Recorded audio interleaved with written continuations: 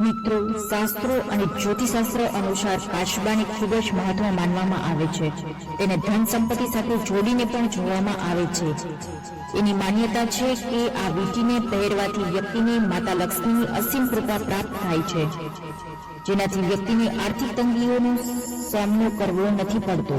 પરંતુ તેને ધારણ કરતા પહેલા અમુક નિયમો ધ્યાન રાખવું પણ જરૂરી છે. કાચબાની વીંટી પહેરવાના નિયમ.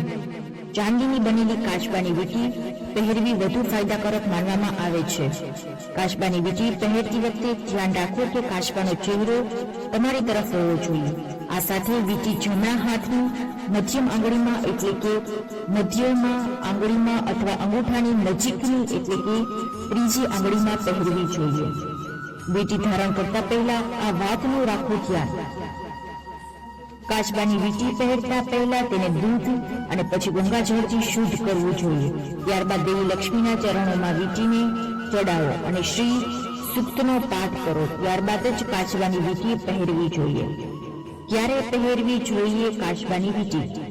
કાચબાનો સંબંધ દેવી લક્ષ્મી સાથે છે, તેથી શુક્રવારના આ વીંટી પહેરવાથી શું વધુ શુભ માનવામાં આવે છે. જો તમે કોઈ કારણસર વીંટી કાઢી નાખો છો તો તમારે તેને દેવી લક્ષ્મીના ચરણમાં અર્પણ કર્યા પછી જ પહેરવી જોઈએ.